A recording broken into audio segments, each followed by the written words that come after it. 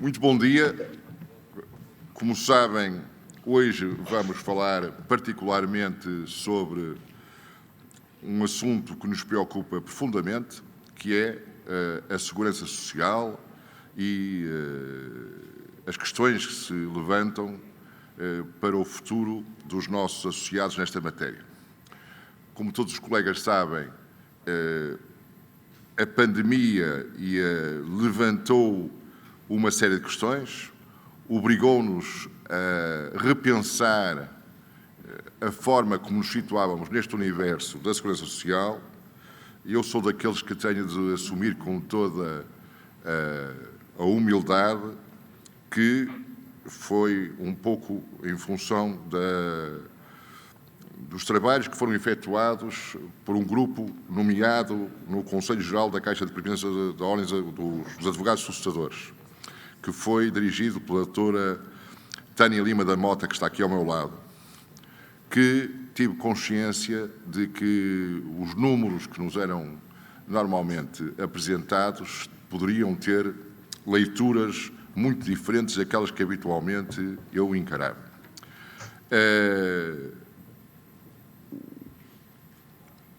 A falta e a dificuldade da resposta por parte da Caixa de Previdência de Advogados Solicitadores nos momentos em que os solicitadores, os advogados, a gente que são, tiveram de parar a sua atividade, levou a que todos quisessem questionar, mas como é que é o nosso sistema, o nosso apoio. Esse debate que foi profundo, que levou, portanto, a que este grupo de trabalho que mencionei e que tive a culpa de ser criado, porque fui eu que propus que fosse organizado no Conselho Geral da CEPAS, veio agitar profundamente as nossas classes, levando a que, no seio da Ordem dos Solicitadores de Execução, se fizesse uma Assembleia Geral que foi determinante e que veio decidir por uma ampla maioria, estamos a falar de perto de 700 votos, contra 20 e tal, que deveria ser alterado o Estatuto da Ordem no sentido de modificar a norma que diz que todo solicitador e agente de execução tem que descontar para a Caixa de Previdência dos Advogados Solicitadores, propondo-se assim ao Parlamento que essa norma passasse a dizer que a inscrição em termos de segurança social deveria ser optativa, ou seja, os que entram e os que cá estão poderiam optar por se inscrever na Segurança Social. No seio da Ordem dos Advogados, o processo foi efetuado através de um referendo esse que também, maioritariamente, veio dizer que deveria-se aderir a uma opção idêntica. No âmbito do Parlamento, está em cima da mesa uma proposta para se iniciar, e penso que esse objetivo será cumprido a muito curto prazo, um grupo de trabalho especial com a representação do Ministério da Justiça, do Ministério do Trabalho e da Segurança Social e dos grupos parlamentares, como é evidente, dos grupos parlamentares, mas também da Ordem dos Advogados, da Ordem dos Solicitadores e até também, julgo, da instituição dos advogados em prática... Associação dos Advogados em Prática Individual. Exatamente, a Associação dos Advogados em Prática Individual. Dito isto, colegas, hoje vamos tentar debater esta matéria para que logo à tarde, quando o grupo de trabalho que está encarregado desta matéria se apresentar, as propostas de recomendação que foram recebidas e que foram elaboradas e os colegas terem a oportunidade de votar da forma mais consciente possível. Quem é que vai participar no debate? Em primeiro lugar, o solicitador José Manuel Oliveira, meu ilustre colega, e que é membro da direção da Caixa de Previdência dos Advogados Solicitadores e que vai participar através de videoconferência.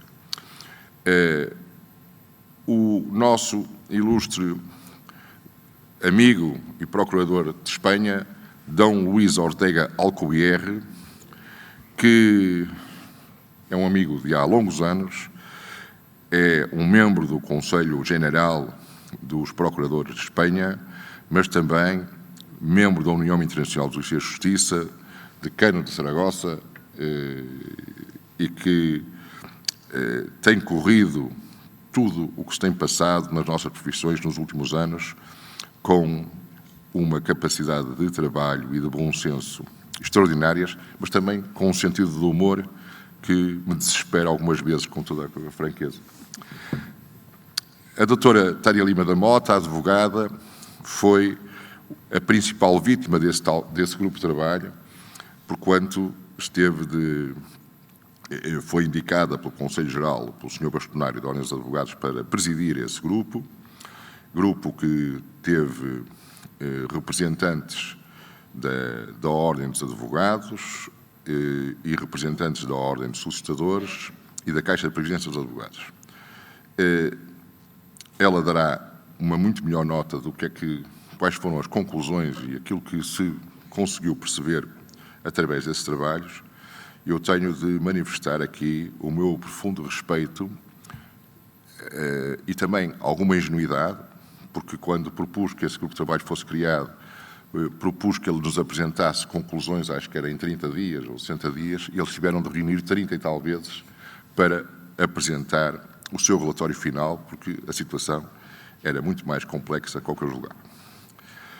E, por fim, temos com a nossa presença, aqui a presença do Dr. Paulo Pedroso. O Dr. Paulo Pedroso tem um currículo absolutamente notável naquilo que se refere às questões da Segurança Social. Foi Ministro da Segurança Social, mas, fundamentalmente, é uma pessoa que pensa toda esta problemática, conseguindo ter um distanciamento que é muito importante e, ao mesmo tempo, uma paixão por contribuir para que se faça melhor. Eu não consigo, se calhar, fazer o seu currículo de uma forma diferente, porque quero dizer-lhes que conversar com o Dr. Paulo Pedroso é algo fascinante e que me faz sentir muito pequenino ao seu lado, porque os seus conhecimentos sobre não só as questões da Segurança Social, como as questões em termos gerais de economia, sociais, como, quer dizer, embora decorra da sua formação, são absolutamente fora do comum.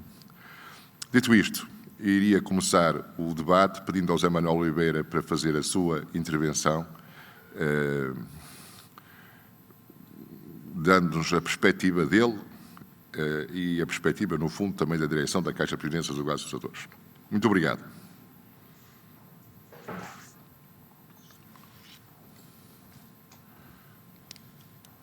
Muito bom dia.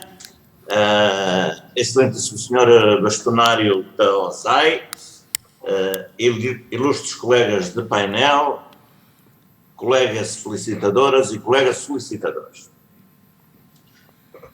Esta intervenção, segundo o que foi dito, tem de ser muito breve, de maneira que eu procurei fazer aqui um trabalho muito curto.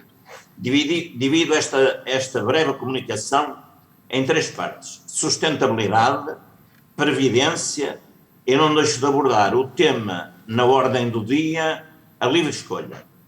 Sinteticamente, digo que as redes sociais e os meios de comunicação querem criar a ideia de que a CEPAS está insolvente. Estou, portanto, já a abordar o tema da sustentabilidade. Nada mais falso. A CEPAS está sustentável e é sustentável e mais sustentável que a Segurança Social. A CEPAS tem duas vidas. Criada em 1947, deveria começar a assumir grandes responsabilidades crescentes em 1987. E assumiu, mas teve, por força do enorme fluxo de inscrições na década de 90 e seguintes, motivadas pela criação do ensino superior privado, um reforço da sua solidez financeira com as respectivas contribuições. E, portanto, só a partir de 2015 começa a sentir os desequilíbrios. Teve uma vida em 1947 e outra nas décadas de 90 e seguintes, que não se repetem. De qualquer modo, uma resenha dos resultados líquidos dos últimos 10 anos diz-nos que nesse período os resultados líquidos acumulados são de 120 milhões de euros e diz-nos também que os resultados operacionais negativos já começaram a recuperar, tendo atingido o pico em 2016, com 32 milhões negativos, e em 2020 já são só 18 milhões negativos. Por outro lado, as redes sociais e os meios de comunicação fazem barulho, mas há muitos beneficiários que no silêncio não deixam cair esse paz. Pois posso dizer-vos que nos últimos 2 meses, apesar da pandemia, das Assembleias Gerais e do referendo, os níveis de cobrança são semelhantes aos dos últimos anos, o que normalmente conduz a um resultado final de que em 5 anos estão cobrados 90% das contribuições, estão cobradas 90% das contribuições devidas. Isto é, o normal é que as contribuições do ano de 2020, 90% delas estejam cobradas até o fim do ano de 2025. Aqueles que estão convencidos que esse paz cai e alguém a ampara, vão ter de esperar muito tempo. Por certo que desejam que esta via se acelere, pois já perceberam, como muito bem diz o Dr. Paulo Pedroso, que a livre escolha é impossível. Portanto, sustentabilidade e por muitos anos está garantido. Vamos ao segundo tema, a Previdência.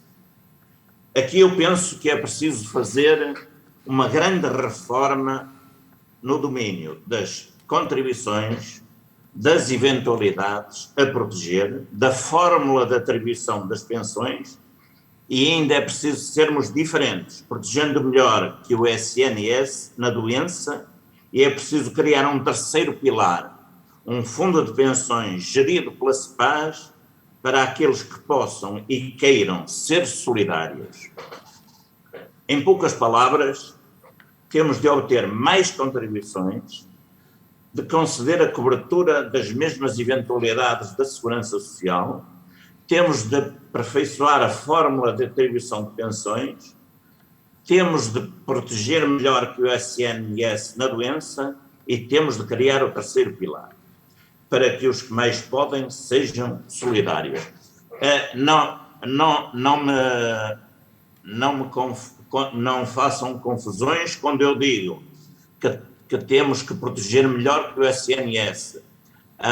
O nosso SNS é de grande qualidade, mas como todos sabemos, desde que foi mudada a Lei de Bases da Saúde, no tempo de um dos governos do professor Cavaco Silva, os hospitais privados cresceram, têm 30% hoje no domínio da saúde e evidentemente que os cidadãos muitas vezes não podem estar à espera que o Serviço Nacional de Saúde responda às suas urgências. É só nesse sentido que eu digo. Portanto, estas 5 vertentes do nosso estatuto, é possível reformulá-las? Digo e entendo eu, mas não com o regulamento de 2015, que esse já provou que só provoca lutas intestinas. É possível, tudo isto é possível com muito diálogo entre instituições e beneficiários. São 5 vertentes a reformar. Quanto às contribuições, temos de convencer as sociedades de profissionais a contribuir para a solidariedade. São as únicas sociedades que exercem uma atividade económica em Portugal que não contribuem para a segurança social. E ainda temos de convencer os beneficiários que o seu escalão pode ser aumentado de 5 em 5 anos, ficando os beneficiários admitidos a provar que não têm rendimentos fiscais suficientes. As sociedades de profissionais podem contribuir porque faturam cerca de 800 milhões de euros ano, que não têm qualquer obrigação para a Segurança Social. É decisivo convencê-las a contribuir. Por estes dois caminhos, os que mais podem contribuem e aproximamos as contribuições do rendimento, por via dos beneficiários terem a faculdade de provarem que não têm rendimentos fiscais. A segunda vertente é a das eventualidades. Já demos um passo gigante ao criar este ano o Seguro de Proteção de Rendimentos, o qual vai entrar no segundo ano de vigência com melhorias em relação a este primeiro ano. De qualquer modo, só este ano, através deste seguro, já atribuímos cerca de 250 mil euros de rendimentos, tendo ainda os beneficiários que o queiram a grande vantagem de continuar a trabalhar, o que não acontece na Segurança Social. A fórmula de cálculo das pensões no regime dos independentes saiu melhor que a da CEPAS e estamos a fazer os necessários estudos de aproximação. Esta é a terceira vertente a reformar. A quarta vertente é continuarmos a proteger melhor que o SNS. Na CEPAS já temos um seguro pago pela instituição que atribui ao beneficiário ou herdeiros 30 mil euros em caso de morte ou incapacidade por acidente. Em tempos em que o SNS, embora de inegável qualidade, e sublinho de novo, até porque já fui tratado várias vezes no SNS com inegável qualidade, já não dá resposta a todas as necessidades dos cidadãos. Co-participamos no internamento hospitalar em hospitais privados e atribuímos um seguro de assistência médica e medicamentosa com clínicas em todo o país e disponível 24 horas por dia.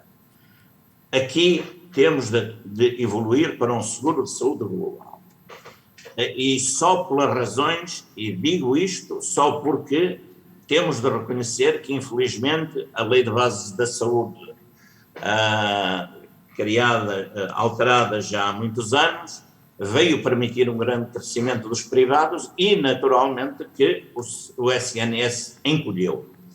Por último, e na quinta vertente, é preciso criar um terceiro pilar, um fundo de pensões, para que os que mais podem façam os números que queiram para a sua reforma, mas só podendo ingressar nele aqueles que contribuam com um escalão elevado para a CEPAS, e assim se fará a solidariedade. Tudo isto é possível se os beneficiários e as instituições souberem o valor do diálogo. Umas breves palavras, é o último ponto, para dizer, como diz o Dr. Paulo Pedroso, a livre escolha é impossível. É impossível porque inconstitucional e é impossível porque acabaria com a CEPAS. No aspecto da inconstitucionalidade, digo que os cidadãos não têm direito de escolher o seu regime de previdência, pois são obrigados a inscreverem-se na Segurança Social, na Caixa Geral de Aposentações ou na CEPAS. E não pode ser concedido a advogados e solicitadores o privilégio de escolherem o seu regime de previdência. Pois isso conferiria a todos os outros cidadãos os mesmos direitos e não tenhamos dúvidas que muitos iam sair da Segurança Social. Era o caos e a insolvência da Segurança Social. Era o caos da Previdência em Portugal. No seu aspecto prático, a livre escolha acabaria com a CEPAS, porque se há uma coisa que falta à CEPAS é número de contribuintes, e não é preciso dizer mais nada. É lamentável que o proposto, a livre escolha, não tenha sido acompanhado de um estudo jurídico-financeiro e então todos saberiam que o proposto era o caos na Previdência. O universo O último aspecto que quero focar é este. O universo de interessados na CEPAS não é igual ao dos advogados participantes na Assembleia Geral. Os interessados na CEPAS são mais do dobro. São 4.000 reformados que não votaram. São 2.000 beneficiários extraordinários que não votaram. São 25.000 beneficiários com inscrição suspensa nas ordens, mas que já contribuíram para a CEPAS e que falta ouvir. Pois em democracia é assim, todos têm de ser ouvidos. Termino relembrando os mortos do 11 de setembro como forma de manifestação contra toda a violência e de apelo ao diálogo para a construção da liberdade, igualdade e fraternidade.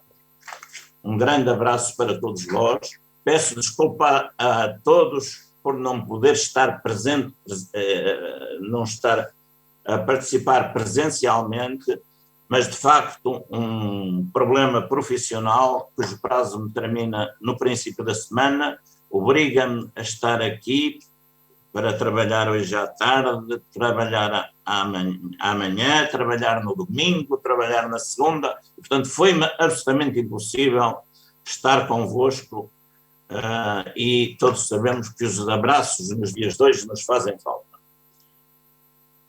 Muito obrigado, caro colega.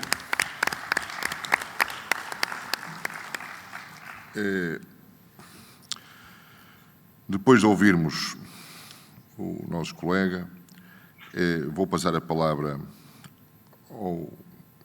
a Dom Luís Ortega Alcobier, pedindo-lhes para nos contar o que foi e o que está a ser a experiência nesta matéria da Segurança Social em Espanha, nomeadamente nos colégios de procuradores.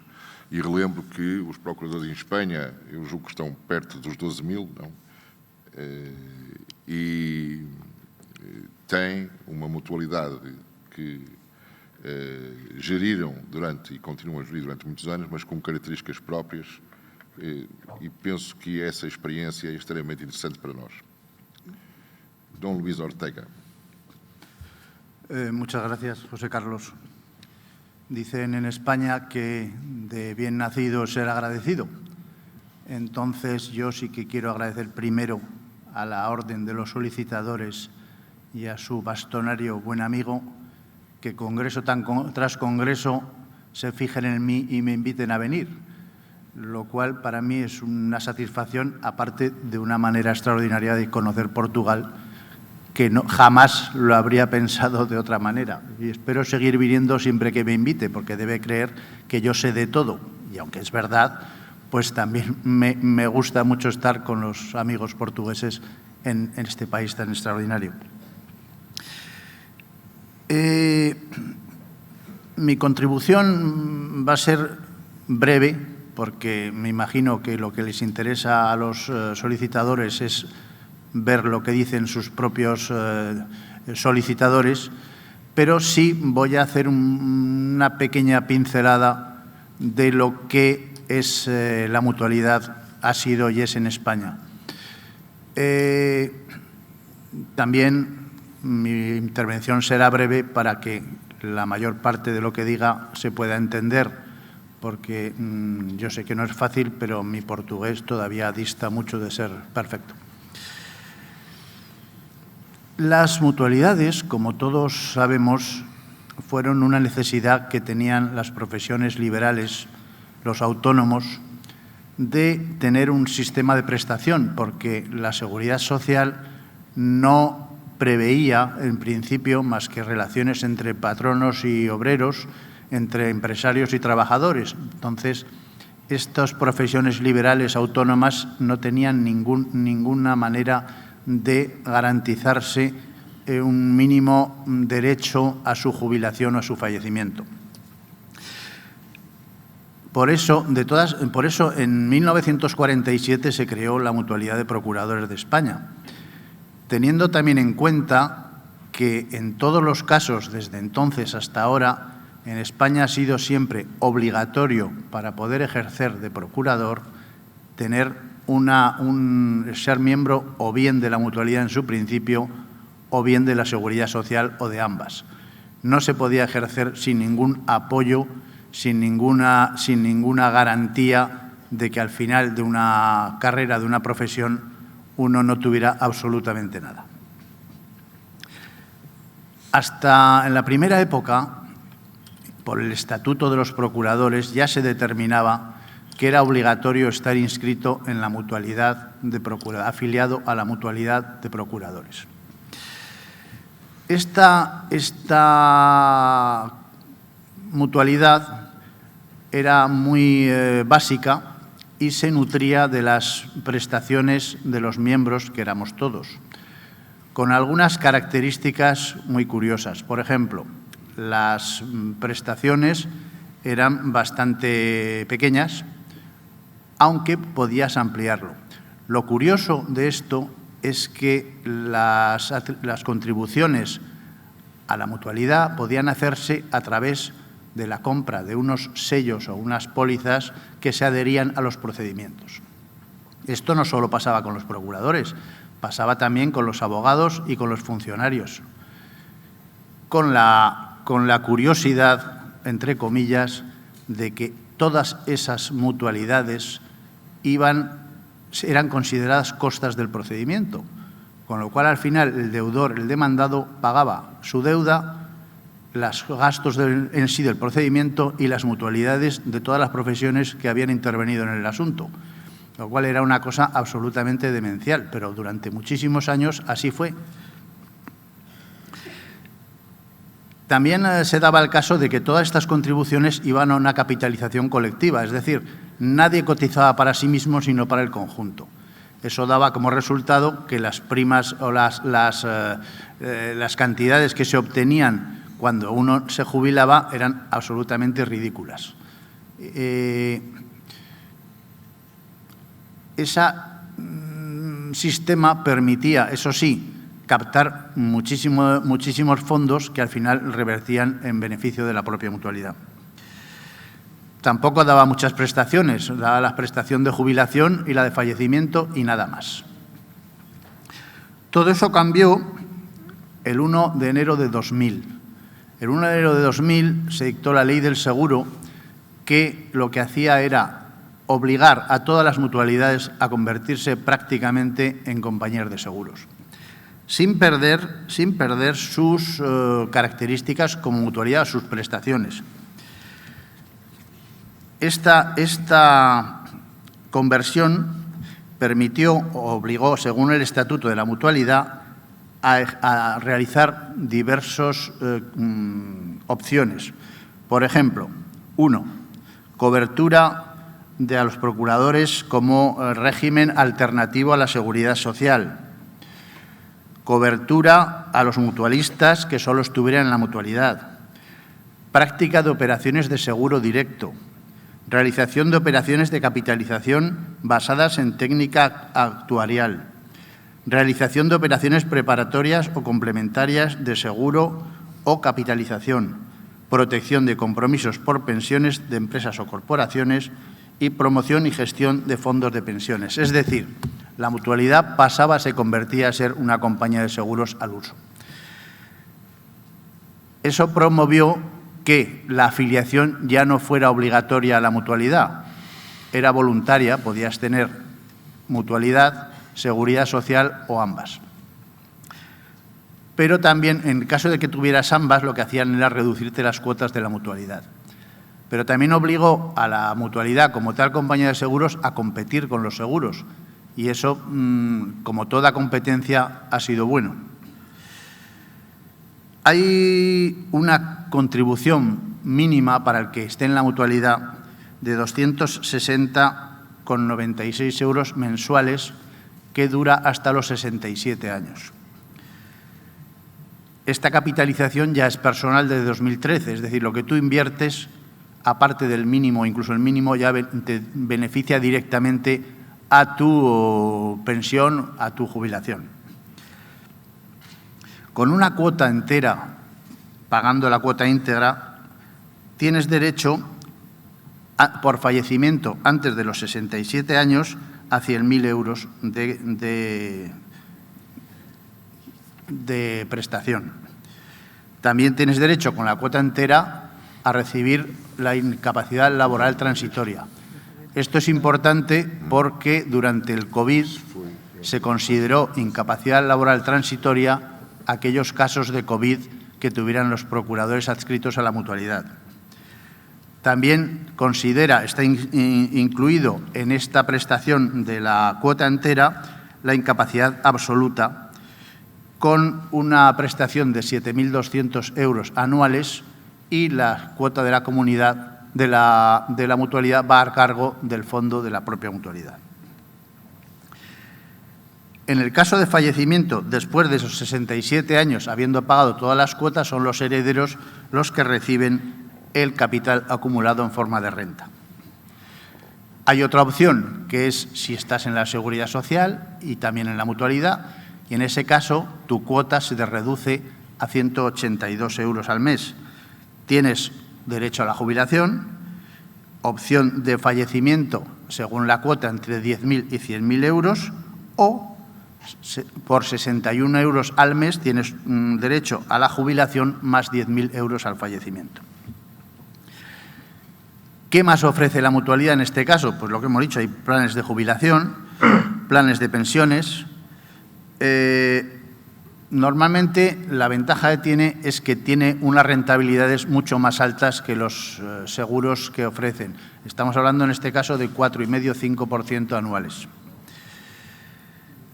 También es importante saber que se ha movido la mutualidad en otros aspectos, como por ejemplo ha creado una fundación en que se dedica pues a establecer becas, ayudas ordinarias a familias con problemas, ayudas extraordinarias. Por ejemplo, durante la COVID se establecieron 200 ayudas de 300 euros para aquellas personas que necesitaran.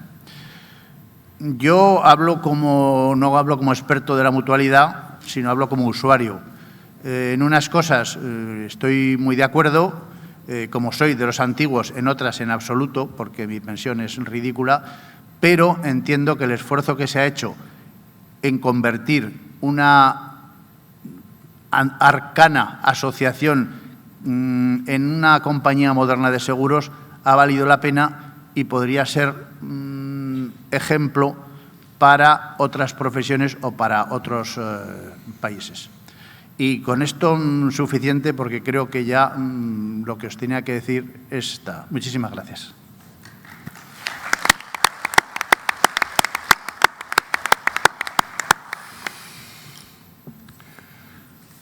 Doutora, muito obrigado, Dom Ortega. Eu julgo que o espanhol que utilizastes foi muito compreensível pelos nossos colegas portugueses e fizeram todos uma cara parecida que fazem quando eu estou lá e intervenho em português, aprofundando. Muchas gracias.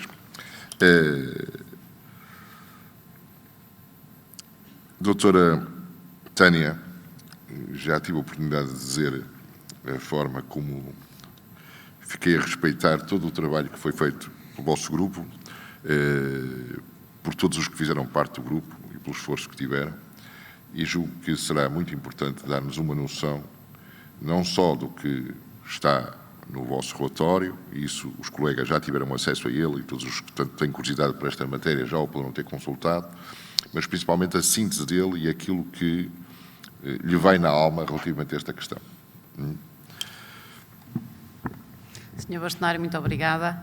Antes de mais, cumprimentá-lo e, na sua pessoa, se me permite, todos os presentes e cumprimentar também os meus ilustres colegas de painel. Não posso também deixar de louvar a iniciativa, a organização do Congresso, o facto de estarem aqui tantos solicitadores e solicitadoras. De facto, é um evento presencial que já nos está a todos a fazer muita falta, e também louvar a iniciativa deste debate, porque mantém uma atualidade premente e uma acutilância também muito relevante. Seguramente que sairei daqui mais enriquecida, terei aprendido mais do que aquilo que propriamente poderei partilhar. De facto, o grupo de trabalho, tive a oportunidade, no fundo, de presidir aos trabalhos, mas foi sempre um trabalho de equipa, para o qual todos muito contribuíram. Acabou por ser relativamente fácil fazer a orientação dos trabalhos, embora eles tenham durado muito mais tempo do que nós gostaríamos, porque também teríamos gostado de apresentar o resultado dos trabalhos e da análise que se foi fazendo ao longo de meses com muito maior brevidade, mas isso não foi de facto possível, porque a complexidade técnica envolvida era elevada. Sem prejuízo disso, eu vou, no fundo, fazer uma intervenção pessoal, com as minhas opiniões pessoais, com as minhas preocupações, levantar aqui, eventualmente, algumas reflexões, algumas questões, e se puder provocar a reflexão de todos, julgo que já terá valido a pena. No fundo, o relatório do Grupo de Trabalho, que foi apresentado no final de março, é um documento bastante extenso e que traz em anexo também um relatório de um inquérito que foi feito aos colegas, e esse que foi, no fundo, distribuído mais ou menos por esta altura, no final de agosto e início de setembro, e que veio a ser o relatório apresentado em novembro. Entretanto, também no relatório final não deixamos de fazer uma breve apreciação também daquilo que foi o inquérito feito, quais foram as preocupações manifestadas pelos colegas, designadamente quanto à disparidade de rendimentos, considerando as diversas formas de prática a que todos, no fundo, nos dedicamos, seja a prática individual, os associados, as sociedades, a partilha de escritório, e há, de facto, foi possível perceber que havia disparidade de rendimentos, que havia uma preocupação muito grande com a proteção na doença e, designadamente, também com a parentalidade e também, naturalmente, na altura em que estávamos, com a quebra de rendimentos que a pandemia a todos trouxe. Fazemos uma breve apreciação na parte do relatório final também dessa questão, depois afloramos no fundo aquilo que é o regime geral dos trabalhadores independentes, fazemos a análise também do nosso regime previdencial, da SEPAS, abordamos as prestações diferidas, nomeadamente que são as pensões, de reforma de velhice, e as prestações imediatas, que são aquelas que, no fundo, dizem respeito às questões da saúde, da parentalidade. Abordamos também o subsídio por cessação de atividade, de certa forma. Também abordamos as questões associadas ao financiamento, da SEPAS, que no fundo é com base nas nossas contribuições, como todos sabemos, não há financiamento público, nem durante o tempo da pandemia tivemos ou merecemos essa proteção por parte do Orçamento Geral do Estado, quais foram as medidas que foram adotadas pela própria direção da SEPAS no âmbito do Covid e soluções para a reforma da SEPAS e depois algumas conclusões e recomendações. E nas soluções para a reforma abordamos, de certa forma, as questões atinentes à sustentabilidade e se calhar vou centrar-me aqui um bocadinho mais, porque o tema também, temos aqui um tema com um âmbito relativamente amplo, que no fundo é sustentabilidade e previdência, e no que diz respeito aqui à questão da sustentabilidade, dizer desde logo, e pegando um bocadinho naquilo que foram as palavras do Dr. José Manuel Oliveira, quando nos dizia que se há coisa que nos falta é número de beneficiários. E, de facto, assim é, até porque os próprios relatórios de sustentabilidade da SEPAS o dizem e as novas entradas constituem uma preocupação, ou seja, os mesmos relatórios há 15 anos identificam esse alerta, é um dos alertas para as questões da sustentabilidade, ou seja, entram muito menos beneficiários do que aqueles que seriam necessários, e essa é uma das preocupações. Entretanto, também dizer a este propósito e para reflexão, que no fundo, e apesar dos números que também o Dr. José Manuel Oliveira nos foi falando e dando nota, a questão é que nós deparamos-nos com um cenário de que a Caixa está a cobrar contribuições e, no fundo, elas são reconduzidas para o pagamento de pensões e, ainda assim, vão sendo insuficientes. E tudo isto de acordo com o modelo atual, não é? Designadamente com o modelo atual de contribuições. E aqui chegava, diria e pensaria o seguinte, porque esta é uma das questões que nós afloramos nas nossas conclusões. É notório o peso do 5º escalão. Isso resulta não só também da abordagem que foi feita no inquérito aos beneficiários da CEPAS, mas também são dados públicos da própria CEPAS, ou seja, é factual, é consensual. E depois temos que, lamentavelmente, diria eu, muitos dos profissionais estão enquadrados neste escalão, não porque possam, mas porque sim tem de ser, porque a partir do 4º ano de inscrição nas ordens profissionais, nós sabemos que todos os profissionais, solicitadores, advogados, estão obrigados a contribuir pelo 5º escalão, pelos 251,38 €. E, por outro lado, depois, para profissionais que tenham rendimentos de valores superiores, esses sim, verdadeiramente, podem fazer uma opção do escalão contributivo. E aqui diria, bom, do ponto de vista da justiça e daquilo que é até a própria solidariedade entre colegas e entre profissionais, julgo que cumpre aqui uma reflexão. Este modelo poderá manter-se?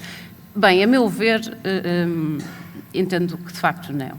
E que é essencial que, no fundo, a própria CEPAS apresente estudos que nos venham dizer se do ponto de vista também da sustentabilidade, é possível alterar este modelo de contribuições, prevendo escalões contributivos menos elevados, que importem menor sacrifício a quem apresenta rendimentos inferiores ou que até não tenha, ou que não apresente rendimentos, e que, por outro lado, naturalmente, acabe por pedir um maior esforço e um maior sacrifício a quem, de facto, pode pagar mais.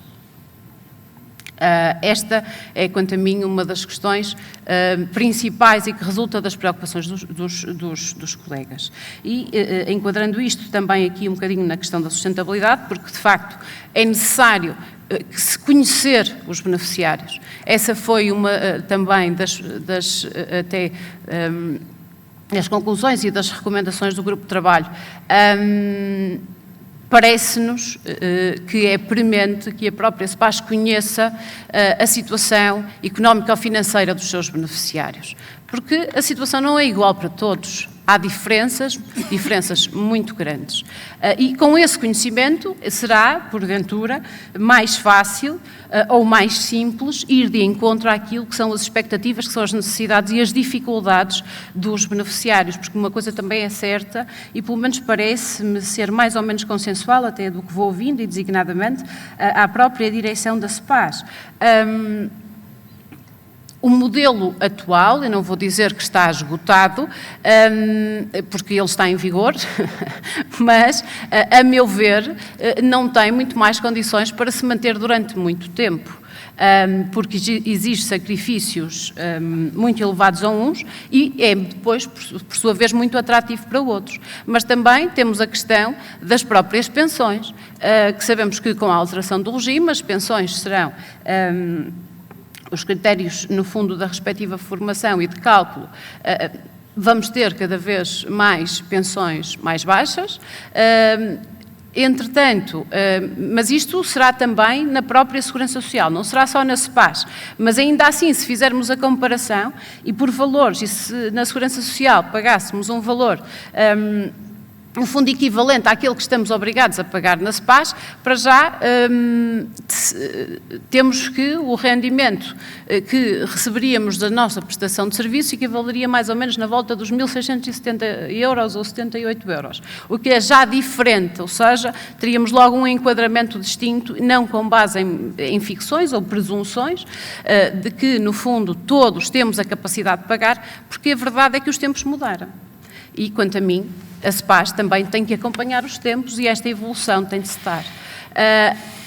Temos a massificação das profissões e se isso, por um lado, no fundo, é um pau de dois gumes. Por um lado, é bom para a CEPAS porque recebe mais contribuintes, ou seja, é a tal questão de faltam-nos contribuintes, mas, por outro, também os profissionais que cá estão não têm rendimentos, não têm os rendimentos do passado, o que não lhes permite pagar determinado nível de contribuições. Por outro lado, também temos que, no fundo, sabemos que há cada vez mais um número mais elevado de mulheres nas profissões jurídicas, designadamente solicitadoras e advogadas. E também não podemos deixar de ter a preocupação para com a proteção na própria parentalidade. As questões da saúde também. É verdade que a SEPAS deu um salto com o seguro de proteção de rendimentos, admitimos-lo, e isso consta também do nosso relatório.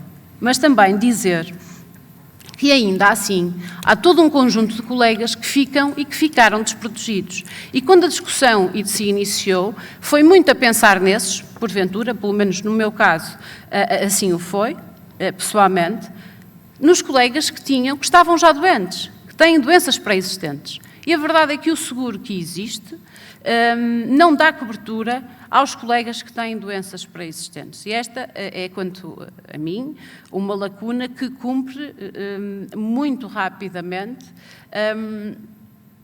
colmatar.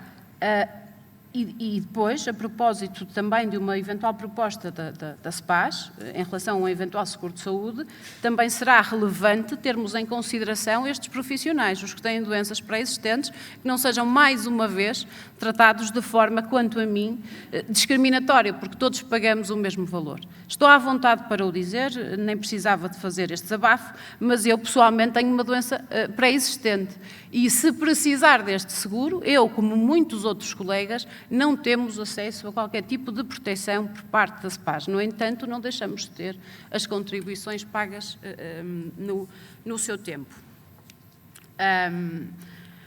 Faria agora também uma reflexão do ponto de vista de uma certa comparação. Nós não podemos comparar também exatamente aquilo que não é exatamente igual, mas o nosso regime previdencial face à questão da segurança social. E há algumas coisas que também merecem a nossa ponderação, diria eu. Isto porque somos profissionais liberais, sabemos bem do interesse público das nossas profissões, aquilo que é o papel do mandatário e também sabemos que se nós estivermos ausentes durante muito tempo, os nossos clientes deixarão de bater à nossa porta e porventura vão bater à porta ao lado. E isso não deixa de ser um problema ou uma consequência de que merecerá aqui a nossa atenção. Mas quanto ao prazo de garantia, por exemplo, na SEPAS temos 10 anos, na Segurança Social temos 15, mas também há aqui uma outra questão a ter em consideração, que é a forma de formação deste prazo de garantia. Enquanto que na SEPAS temos que ter contribuições em 12 meses no ano civil, na Segurança Social estamos a falar de 4 meses ou de 120 dias para fazermos a formação de um determinado ano. A própria idade da reforma, que na SEPAS neste momento são 65 anos e, como sabemos, na Segurança Social são 66 anos e 6 meses e para o ano serão 66 anos e 7 meses. Uma questão fundamental para nós, e até indo de encontro àquilo que dizia no início, é o facto de nós, com o sistema que temos, e se tivéssemos proteção, no caso não temos, mas designadamente com o seguro agora contratualizado pela própria SEPAS, podemos manter a nossa atividade profissional. Se, no fundo, fôssemos beneficiários da Segurança Social e se estivéssemos a oferir de algum subsídio, designadamente por incapacidade, não poderíamos manter a nossa atividade profissional. O que não deixa de ter aqui, quanto a mim, alguma relevância. Mas também é verdade que na Segurança Social, durante estes períodos de incapacidade, considera-se haver entrada de contribuições, embora os profissionais não estejam obrigados a pagar a contribuição. Na SEPAS assim não é, porque nós estamos sempre obrigados a pagar, incapacitados ou não incapacitados. Ou seja, é também aqui uma diferença de relevo. E diria que, mesmo naquilo que diz respeito aos benefícios imediatos, ou às prestações imediatas, para além de uma reforma global e da unificação de benefícios que me parece ser essencial, isto numa perspectiva de manutenção da SEPAS e da sua reforma, há uma questão, ou um exemplo que posso aqui trazer, que no fundo, quando estávamos no âmbito do grupo, e apercebi-me aí nessa altura, confesso, não foi de outra forma que, no meu caso e no caso dos colegas que fizeram parte dos trabalhos, a quem daqui mando a todos um abraço apertado e um agradecimento, nos apercebemos que no final do ano de 2020 a SEPAS acaba por congelar, de certa forma, os benefícios da maternidade. Até lá, o benefício estava associado ao critério do salário mínimo nacional. A partir de então, por deliberação da direção da Caixa, assim deixou de ser, ou seja, deixa de haver uma atualização. Bom, diria que este tipo de benefícios não deveria estar na disponibilidade da direção, mas que deveria ter uma maior proteção e, designadamente, fazer parte do próprio diploma ou do regime de previdência a que estamos sujeitos. Eu, se calhar, eu teria muito mais a dizer, mas também já não sei quanto tempo passou. De qualquer forma, terminar dizendo, no fundo, o seguinte. Tenho várias questões e as questões que tenho têm de ser a SEPAS necessariamente a dar-lhes resposta, designadamente com estudos que possam, no fundo, ir restaurando aquilo que é a confiança dos beneficiários na SEPAS. Porque a verdade é que todas as iniciativas que conhecemos, designadamente as Assembleias Gerais, o referendo, a discussão toda envolvente à SEPAS, vão minando a confiança na instituição. E nas instituições de previdência, quando a confiança começa a perigar, pelo menos assim o entendo, temos aqui riscos diversos. Mas é possível reformar adequada e profundamente a SEPAS? Em que termos isso é possível? É possível que o modelo de contribuições evolua no sentido de quem tem menores rendimentos pague menor contribuição e que quem ofere rendimentos superiores faça um esforço contributivo? É possível proteger na doença sem discriminar os profissionais? É possível melhorar os benefícios associados à parentalidade, que, como sabemos, acabam por ser até ter aqui um crivo constitucional e é uma tendência e é um direito, no fundo, é uma questão de justiça? Isto é possível? Em que termos é possível? É urgente que a SEPAS nos diga isso, é urgente que a SEPAS apresente os estudos, e designadamente de sustentabilidade, e mais do que há 15 anos, ou a 20, como recentemente apresentou um, mas que só analisa 50% das responsabilidades, que nos apresente estudos a longo prazo. Sabemos bem que temos ouvido que, da parte da direção da SEPAS, que os estudos são feitos há 15 anos, porque assim são as recomendações ou os conselhos dos atuários. Mas, bom, a Segurança Social faz estudos há 50 anos.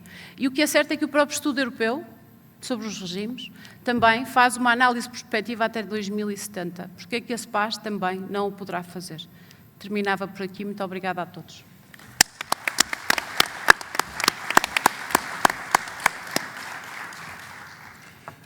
Doutora Tânia, muito obrigado. Acho que a sua intervenção fala por si. Não vou acrescentar nenhum comentário. Vou desde já pedir ao Dr. Paulo Pedroso que também nos dê a sua lição, no sentido da palavra. Muito obrigado. O pedido é ambicioso. Peço desculpa. Em primeiro lugar, queria agradecer ao Sr. Bastonário e à Ordem esta possibilidade de partilhar aqui convosco algumas reflexões sobre a proteção social dos advogados e solicitadores. Em segundo lugar, tenho consciência que esta é aquela hora em que já precisamos de mais um café, portanto vai ser cada vez mais difícil manter as pessoas acordadas e atentas e, portanto, vou tentar não demorar muito tempo e procurar-se dizer as coisas essenciais. Temos cerca de 180 colegas aqui na sala. Em terceiro lugar, dizer aos 180 colegas e aos outros que a minha intervenção não é uma intervenção a favor nem contra a SEPAS. E, portanto, eu não me coloco numa perspectiva militante. Gostava que a minha contribuição fosse uma contribuição para ajudar a refletir quem tem que decidir, vendo os prós e os contras. E assim sendo, o meu primeiro ponto é uma nota sobre modelo. Já aqui foi dito pelo Dr. José Manuel Oliveira, a SEPAS vem de 1947, mas a SEPAS tem, se quiserem, 3 existências.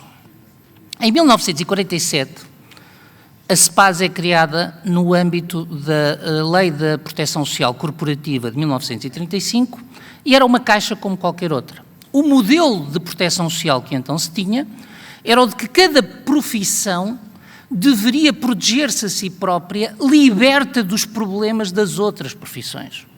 Portanto, num país onde não havia preocupações de igualdade, o objetivo era mesmo este: cada profissão deve organizar-se para preservar o seu estatuto.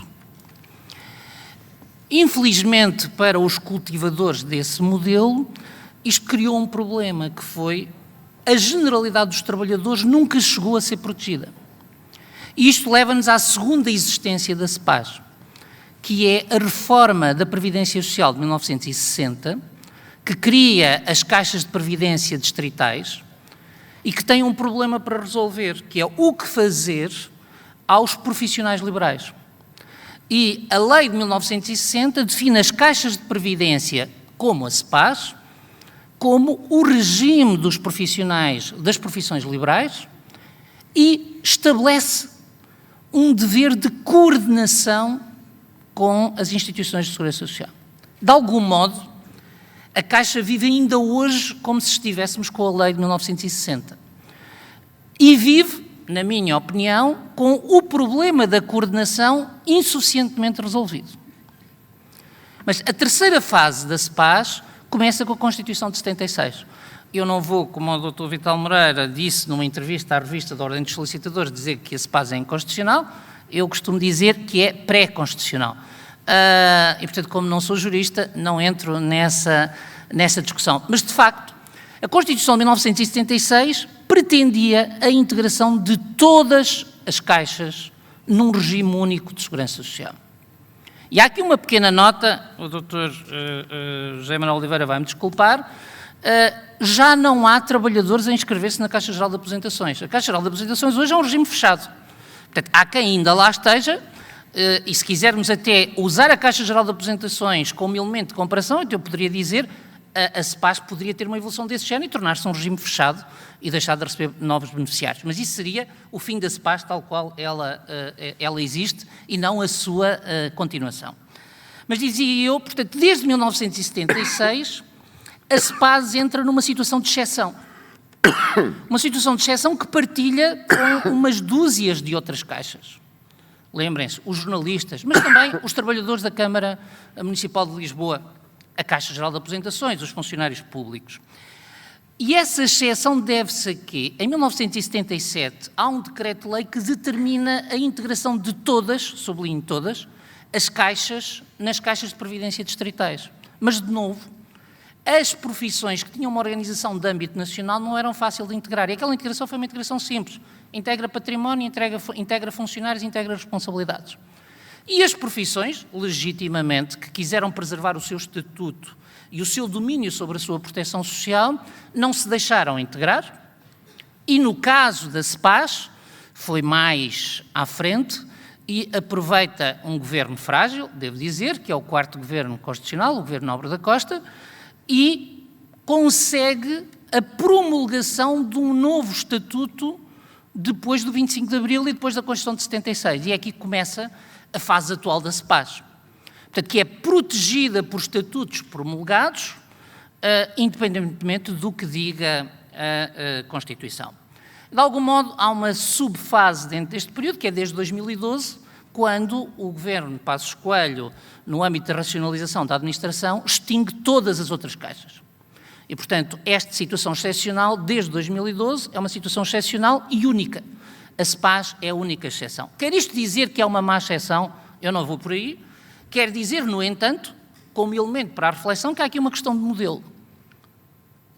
A SEPAS hoje é uma exceção de um grupo profissional que pretende organizar-se para proteger a sua proteção social, independentemente do que se passa na proteção social do país.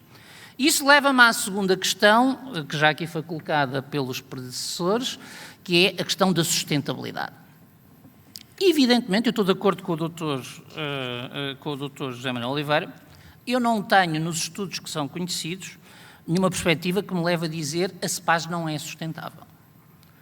E também concordo que se diga que nós não sabemos hoje se quer a CEPAS, quer a Segurança Social são inteiramente sustentáveis no futuro. Como dizia a doutora, sobre a Segurança Social sabemos um pouco mais, porque todos os anos os governos têm que apresentar ao Parlamento um relatório sobre a sustentabilidade financeira de longo prazo. E hoje sabemos que a expectativa é que, no pior cenário possível, a Segurança Social tenha um déficit de 1% do PIB, de 1 a 1,5% do PIB, que os governos serão chamados a colmatar. O problema da CEPAS é o dizer, e se a CEPAS tiver um déficit estrutural? Nós, como disse, só temos dados a 15 a 20 anos, mas e se a CEPAS tiver... Perdão? Ups. Se a CEPAS tiver um déficit estrutural, objetivamente a resposta é, terão que ser os seus beneficiários a encontrar as soluções para colmatar esse déficit. E é aqui que entra a história ingrata do Estatuto de 2015. É muito fácil hoje atacar o Estatuto de 2015 pelos seus efeitos, mas o Estatuto de 2015 o que procurou foi fazer isto. Adaptar uma situação de desequilíbrio previsível de curto prazo e controlar o sistema. Portanto, os escalões, eu até poderia dizer, são uma forma de proteger pensões futuras, porque as pessoas são obrigadas a descontar hoje, mas ao fazerem-no, estão a adquirir direitos de pensão mais tarde. E se não descontarem hoje, vão ter pensões ainda muito mais baixas no futuro. Agora, evidentemente que se levanta a questão de saber se isso, do ponto de vista individual, é sustentável, se eu consigo ganhar para pagar essa segurança social. Mas vejam aqui isto como, se quiserem, a febre e não a doença. Ou seja, esse é o sintoma de um problema que os profissionais, se mantivermos o modelo tal qual é hoje, têm que assumir. E que eu diria, pegando no que dizia o doutor José Manuel Oliveira, disse, e muito bem, houve 2 momentos de boom na profissão, não é? Portanto, houve 2 expansões. E, portanto, quando entram profissionais, aumentam as receitas. Quando os profissionais envelhecem, aumentam as despesas. E se eu tenho dificuldade em imaginar o que é que vai ser a sociedade portuguesa com os atuais níveis de crescimento económico daqui a 50 anos, e tenho razões para estar pessimista, vocês não estão dependentes dos 5 milhões de trabalhadores a 50 anos de distância, estão dependentes dos 40 ou 50 mil beneficiários. E, portanto, e se a profissão não crescer, ou crescer com salários mais baixos, o volume total de receitas pode não crescer em equilíbrio com a despesa. E aí só há 3 soluções.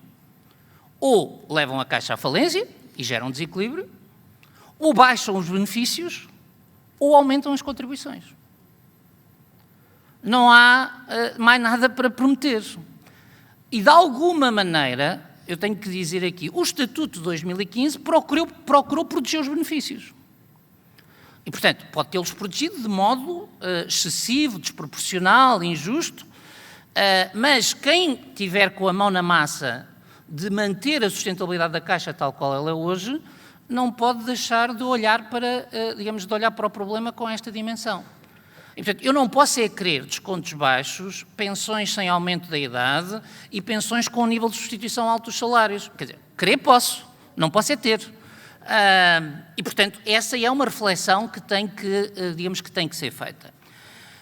Do ponto de vista de que a resposta à pergunta a Caixa é sustentável, eu diria, depende do que as direções das próximas décadas lhe fizerem. A esta como a todas as outras. E, portanto, a Segurança Social é sustentável, depende do que os governos fizerem. Portanto, se os governos agora aumentarem desesperadamente as pensões, vai à falência. Embora o Ministro possa levar muitas palmas.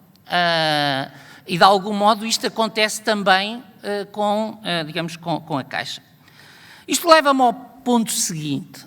No entanto, e volto a dizer, nem para atacar, nem para defender a Caixa quanto ela existe hoje, desde 1960, portanto, esqueçamos a questão da Constituição de 76. Portanto, há 60 anos que a Caixa tem um dever de coordenação com a Segurança Social. E aqui eu acho que há razões para advogados e solicitadores refletirem, mesmo que não queiram pôr em causa o modelo.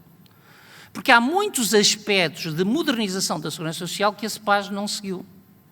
A parentalidade é o mais óbvio, a doença para os trabalhadores independentes que existe na Segurança Social, a proteção na doença, não estou a falar na proteção dos cuidados de saúde, estou a falar nas vulgarmente chamadas baixas. É outro. Mas há mais. Por exemplo, eu não sei se estou a interpretar bem o que o Dr. José Manuel Oliveira disse, mas pelo menos é isso que eu penso. Reparem, nos trabalhadores independentes, hoje, os trabalhadores independentes com dependência económica, ou seja, aqueles que passam mais de 95% dos seus recibos verdes a uma única entidade, essa entidade contribui para a Segurança Social. A entidade que tenha advogados e solicitadores que lhe passem mais de 95% dos seus recibos verdes não contribui para a CEPAS, a menos que que tenha havido algo que eu não tenha visto. E, portanto, também o regime de financiamento não acompanhou essa coordenação. Eu diria, esta é a primeira questão. Coordenação nas contribuições, e a CEPAS tem hoje duas grandes diferenças. Não tem o estatuto do trabalhador independente com dependência económica e podia ter. Segunda diferença, não evoluiu para a taxação, digamos, para a contribuição com base em rendimentos reais, como evoluiu a Segurança Social, e podia evoluir. Não há já impedimentos técnicos a que assim seja, há este problema, que pode gerar uma situação de desequilíbrio de curto prazo e de maior sensibilidade às crises que obrigasse a ativar reservas. Mas depois há um segundo problema de coordenação, do meu ponto de vista, sinceramente, muito mais grave, que é o de que a CEPAS continua a atuar e a ver a Segurança Social como se, uma vez advogado, uma vez solicitador, advogado e solicitador para toda a vida. E do outro lado, a Segurança Social a mesma coisa. Portanto, se eu for trabalhar em Espanha e descontar 20 anos na Segurança Social espanhola e depois vier para Portugal e me reformar em Portugal, os meus descontos em Espanha consolidam com os portugueses e eu tenho uma pensão que tem a intenção toda a minha carreira. A CEPAS e a Segurança Social não têm esta coordenação. E, portanto, eu, quando tenho descontos em dois regimes, é como se vivessem dois mundos separados que não se coordenam.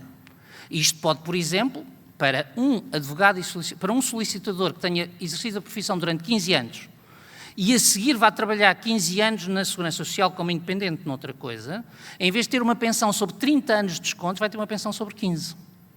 E, portanto, a percentagem, o valor da pensão vai descer por força disso. E, portanto, isto é algo que a circulação, tecnicamente, a portabilidade de direitos e a coordenação entre a Caixa e a Segurança Social é mais deficitária do que entre a Segurança Social portuguesa e a dinamarquesa. E eu posso estar enganado, mas penso que esta é também uma das tendências de futuro das profissões.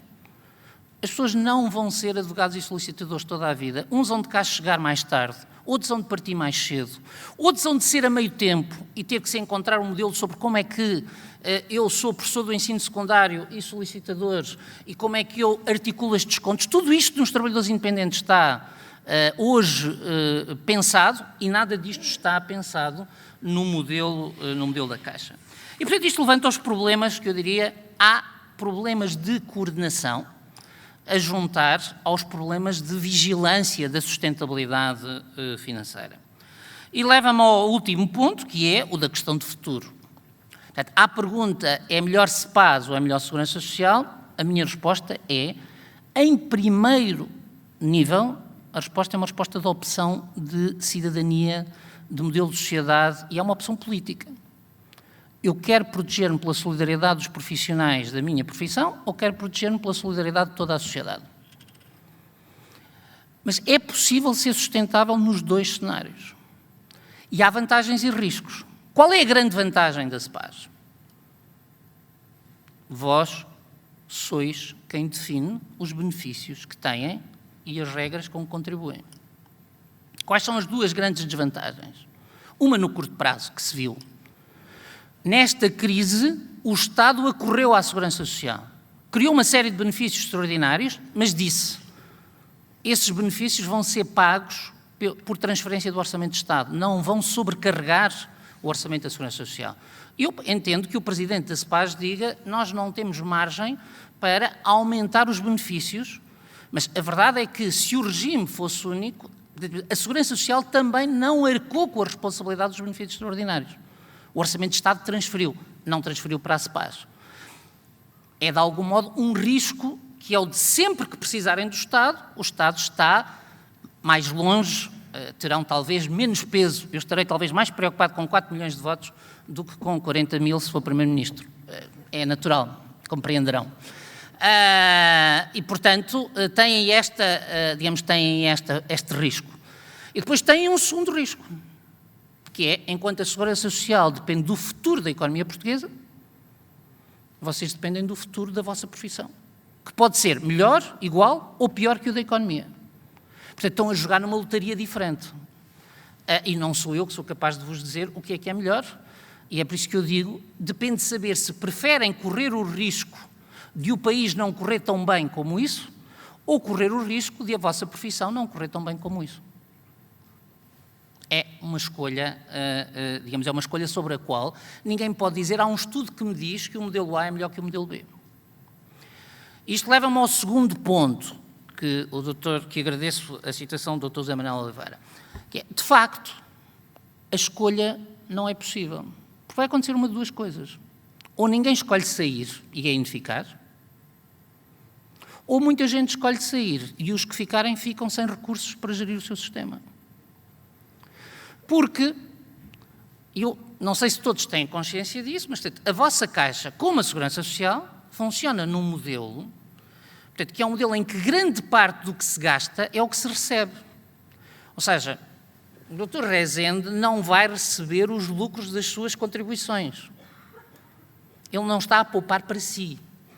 As contribuições dele hoje estão a pagar os colegas que são pensionistas, na esperança de que os jovens que estão a entrar na profissão contribuam para a pensão do Dr. Rezende. Ora, se vocês param a bicicleta, se param de pedalar, quem é que vai contribuir? E, portanto, a decisão, eu diria assim, é um barco em que têm que ou ficar todos ou sair todos, para o barco tal qual ele hoje existe. O que não quer dizer, portanto, eu diria, se decidirem ficar, do meu ponto de vista, continuam os problemas de sustentabilidade, os problemas de coordenação, os problemas de portabilidade de benefícios, os problemas de relacionamento com a Segurança Social. Se decidirem sair, também não têm que acabar com a SEPAS. E a experiência que o colega espanhol nos trouxe ajuda a refletir sobre isso. Porque há um dado que a sociedade portuguesa está de olhos fechados para ele. Com as reformas, e eu sou um dos corresponsáveis por elas, portanto, com as reformas de 2000, 2002, 2007, que estão vertidas na SEPAS no regulamento de 2015, a taxa de substituição do rendimento pela pensão vai baixar. Os colegas que aqui estão, que se vão reformar daqui a 20, 25, 30 anos, vão ter um valor de reforma por relação aos seus salários de referência, portanto, aos seus descontos, mais baixo que os colegas que se vão reformar hoje e daqui a 10 anos. Isto é das regras. E não é um problema da SEPAS. É um problema dos dois regimes. E, portanto, profissões que querem ter um bom nível de vida na reforma vão precisar de regimes complementares. E, portanto, eu diria, nós podemos até assumir que a SEPAS deixa de fazer a proteção social obrigatória e negociar a entrega da proteção social obrigatória à Segurança Social e focar a SEPAS em 2 ou 3 outros elementos. Proteção social complementar, portanto, regimes complementares de pensões, a mutualização, a evolução para a mutualidade. Segundo domínio, que é o domínio de solidariedade profissional. Eu não sou solicitador, mas admito que um solicitador não queira ver outro solicitador na situação de sem-abrigo e que esteja disposto a pagar para esse mínimo de dignidade. Aquilo que nos anos 40 do século XX se chamava o Fundo de Socorro. E, portanto, que nós podemos querer para a nossa profissão acima do que a sociedade pode garantir. Ou seja, alguém que é ou foi solicitador não deve nunca cair no RSI. E eu quero exercer esta solidariedade entre colegas de dignidade. E, portanto, eu posso contribuir, voluntariamente ou não, para que a CEPAS organize esses benefícios. E outros benefícios complementares. Como falaram aqui muito de saúde, uma última nota, que é aquilo que julgo que estão a discutir na CEPAS, não tem tanto a ver com o Serviço Nacional de Saúde. Isto é, tem mais a ver com saber se querem evoluir para um seguro de empresa, digamos assim, portanto, para um seguro de saúde, onde há todos estes problemas das condições pré-existentes e de prémios a pagar proporcionais à situação de saúde, ou também aí para um sistema de mutualização. Porque, de facto, e eu queria sublinhar o que a colega disse, há uma diferença fundamental entre a vossa proteção na saúde e, por exemplo, a ADSE. Quando eu sou beneficiário da ADSE, eu pago o mesmo independentemente da minha situação de saúde e não deixo de ter acesso aos benefícios de saúde por causa das minhas condições pré-existentes. E esta, do meu ponto de vista, é uma fronteira muito grande, porque sempre que nós temos a barreira das condições pré-existentes, nós passamos da solidariedade para o seguro. Mesmo que não tenhamos passado de modo perfeito, mesmo que não tenhamos ainda um seguro cujo prémio é inteiramente ligado à minha situação de saúde, como, digamos, como nos Estados Unidos. Até nos Estados Unidos este é um debate essencial. Um dos debates do Obamacare era a eliminação das cláusulas de exclusão ou dos prémios mais caros pelas condições pré-existentes.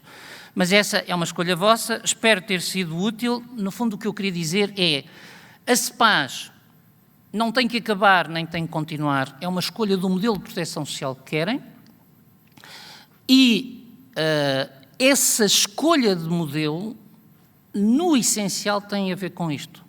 Querem ligar o vosso futuro aos colegas ou querem ligar o vosso futuro ao conjunto da sociedade?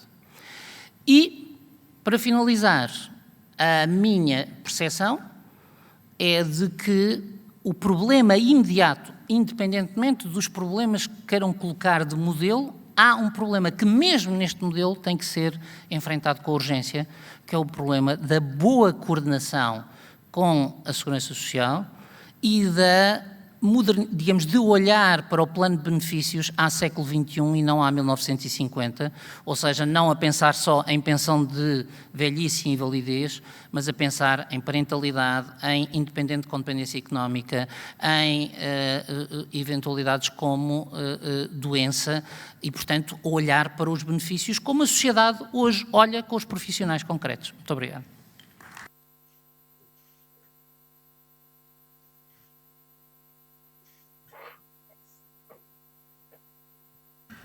Colegas, nós estamos, como é um pouco tradicional dos congressos, um bocadinho atrasados, começamos um bocadinho mais tarde,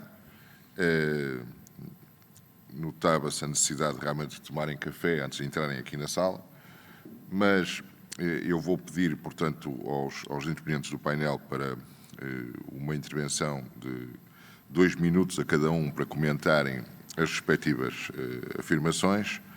Como percebem, não é possível dar a palavra à sala, porque senão então teríamos de ficar cá a tarde toda, mas de tarde vamos ter a oportunidade de debater estas questões, porque há propostas de recomendação que se dirigem à questão da segurança social.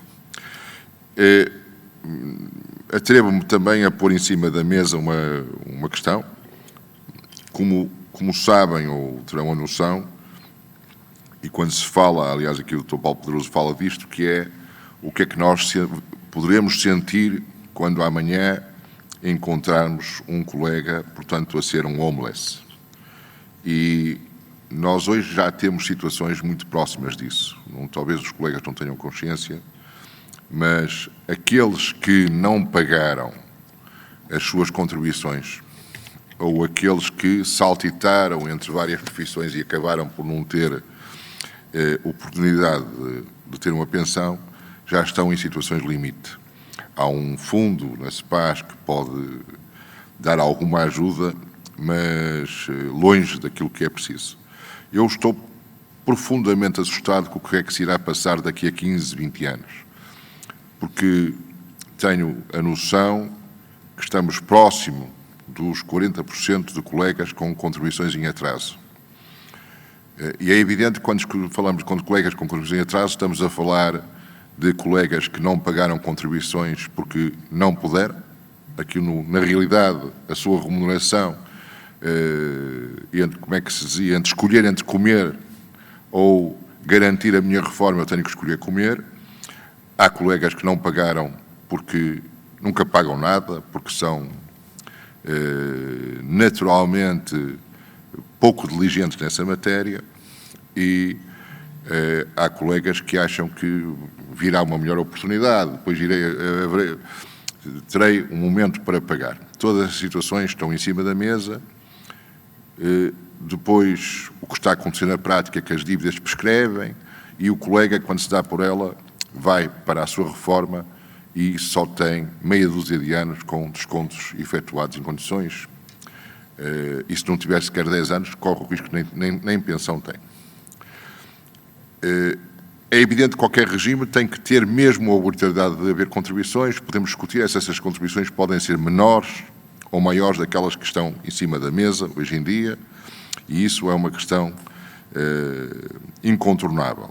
Como também será incontornável que aqueles que têm bons rendimentos terão que pagar mais do que aquilo que pagam hoje em dia a grande maioria dos solicitadores e agentes de execução e advogados, como é evidente. E atrevo-me a pedir-lhes que também equacionem esta questão. Aqui há uns tempos havia alguém que dizia que não havia melhor receita para a SEPAS do que aqueles que deixavam de pagar, porque todos os valores que entravam ficavam a fazer parte dos rendimentos gerais da SEPAS sem nenhuma espécie de obrigação contributiva. Mas julgo que não é isto que ninguém quer, e também não vou chegar ao ponto de considerar que tenha havido um raciocínio propositado neste sentido. Eu estou muito preocupado, e julgo que nós todos devemos estar muito preocupados, com o que é que vai acontecer a esses colegas que não pagaram uma parte ou a totalidade das suas contribuições para a SEPAS. E de o que é que se tem de fazer a curto prazo relativamente a esses colegas e o que é que se tem de fazer a médio prazo, para que não tenhamos a tal situação de tropeçarmos em colegas omeletes. Começaria por pedir ao José Manuel Oliveira, ao meu colega José Manuel Oliveira, se quer fazer um comentário, uma intervenção relativamente àquilo que foi dito até agora. Pedir-lhe, são 11h50, nós devíamos sair pela porta fora ao meio-dia, pedir-lhe o favor de ser o mais rápido que pudesse. Pronto, caro bastonário, só duas notas ou três. Ouvi com muito agrado a doutora Tânia Lima da Mota e o doutor Paulo Pedroso admitirem que é possível reformar a SEPAS e que há caminho a fazer. De facto, eu não defendo a integração na segurança social e percebi que se pode entender que quando advogados e solicitadores querem ter um regime próprio, podem querer ser uns privilegiados por não aderir ao sistema geral. Eu queria transmitir a ideia de que realmente eu penso que advogados e solicitadores não pretendem privilégios alguns para manter uma caixa de previdência que é única, mas isto é uma tradição que advogados e solicitadores têm uma caixa de previdência, outras não resistiram, mas e que não se importam de manter a sua tradição. Por outro lado, a solidariedade que poderiam prestar, sendo incluídos no regime geral, é absolutamente insignificante em virtude do seu número. Por outro lado, vejo o problema ao contrário. Se a Caixa de Previdência for integrada na Segurança Social, vai exigir é uma enorme solidariedade dos outros cidadãos, porque evidentemente que numa circunstância dessas o Ministério das Finanças teria de ficar responsável perante o Ministério da Segurança Social dos valores de uns valores talvez à volta de 600 milhões a 1 bilhão perante o Ministério da Segurança Social. Por outro lado, só queria duas notas, quer dizer, falou-se muito na parentalidade, dá-se a ideia que a parentalidade não existe na Caixa de Previdência dos Advogados e Solicitadores. Nós temos um subsídio de nascimento e um subsídio de maternidade. As beneficiárias continuam a poder trabalhar. E, em geral, eu quero dizer o seguinte, pelos números que tenho, creio que a Segurança Social gasta cerca de 15% com benefícios imediatos.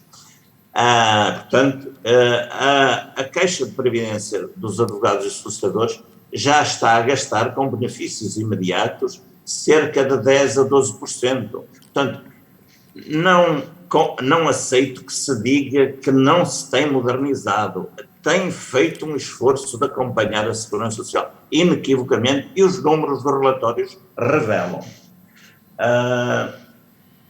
Também referir ao Dr. Paulo Pedroso que na pandemia, eu vou fazer uma afirmação, com certeza toda a gente me vai degolar, mas parece-me que a Caixa de Previdência apoiou mais que a Segurança Social. Isto é, no que respeita às contribuições para a Segurança Social, tanto quanto eu percebi, na Segurança Social os contribuintes só foram dispensados de pagar durante algum tempo 2/3 das contribuições. Nós dispensamos o pagamento durante 12 meses, adiamos o pagamento durante 12 meses. Por outro lado, quanto aos apoios sociais, a Segurança Social não suportou nenhum e o Governo acabou por alterar o nosso regulamento e obrigou a Caixa de Previdência a pagar aqueles apoios sociais que tinham sido previstos para os outros cidadãos. Portanto, eram só estas notas e muito obrigado por me terem ouvido. Meu caro, muito obrigado. Não foste bem degolado, mas acho que não conseguiste ouvir o zum da sala. Ficará para a parte que realmente perdes por não estar presente. Vou passar... Meu caro Ortega, queres fazer algum comentário? Muito bem. Doutora Tânia? Se me permite, e só muito brevemente, e até assim um bocadinho uma provocação, mas em tom de reflexão, nunca uma provocação negativa.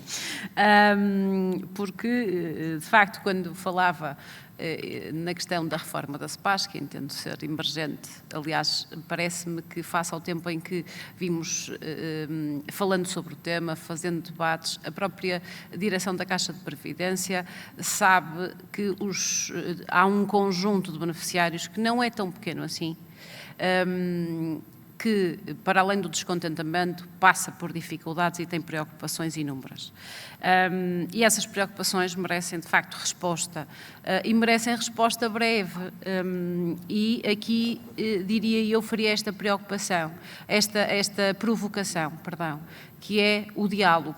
E, de facto, quando se falar, pelo menos a meu ver e na minha percepção, se falarmos de diálogo, eu sempre que vou ouvindo intervenções da parte da direção da Caixa de Previdência ou vou lendo os respectivos comunicados, Sr. Doutor, permita-me que lhe diga, mas aquilo que transparece é que, de acordo com a direção da Caixa, está tudo muitíssimo bem, estamos todos muitíssimo satisfeitos, não há necessidade nenhuma de fazer reformas. E a verdade é que não é assim. Porque a verdade é que há necessidade de fazer reformas. E a própria direção da Caixa já o admitiu. Então, se aqui chegamos, no fundo, a provocação que faço é sejamos breves em apresentar essas reformas, essas propostas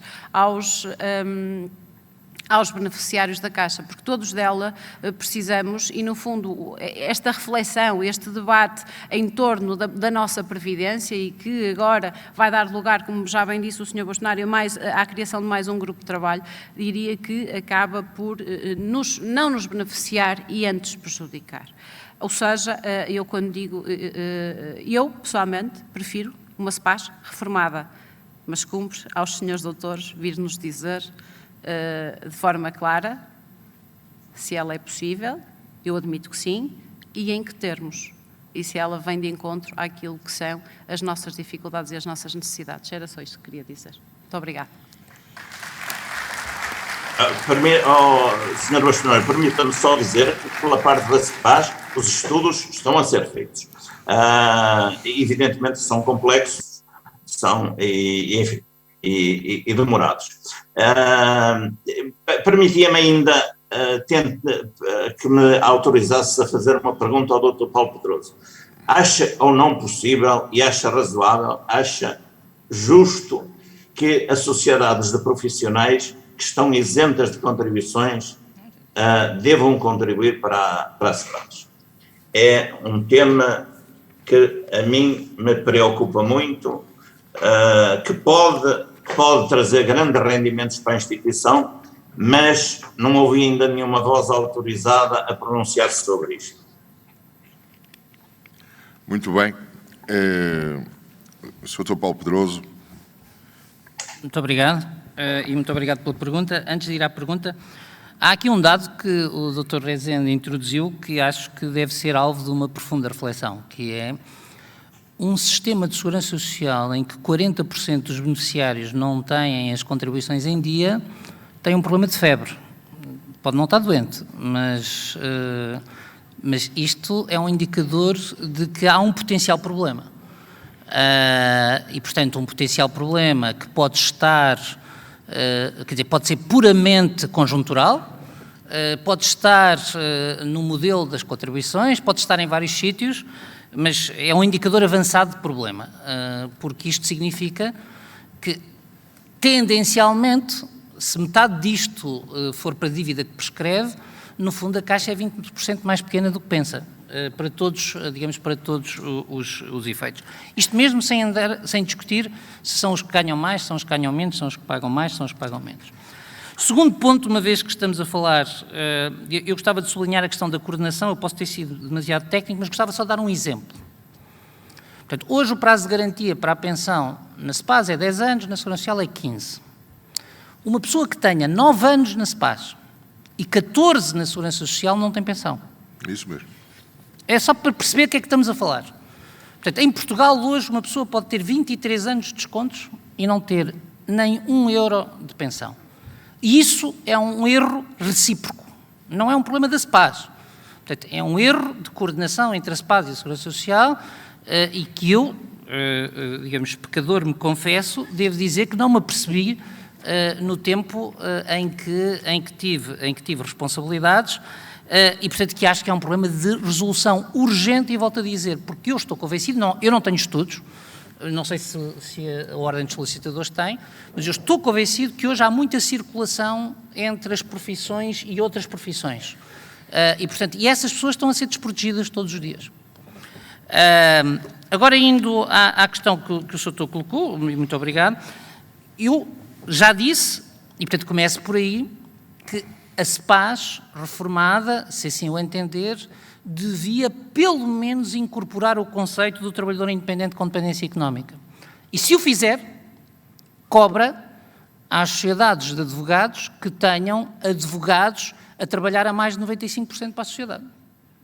E às solicitadores, não é? Portanto, ou seja, portanto, há aqui, eu penso, se bem perceber a questão, há aqui dois níveis. Portanto, há um nível que, do meu ponto de vista, devia ser imediato, que é transportar para a SEPAS o princípio do trabalhador independente com dependência económica, o que levaria às contribuições das sociedades, mas também ao subsídio de cessação de atividade, portanto, equivalente ao subsídio de desemprego para o trabalhador independente com dependência económica que deixe de ter trabalho.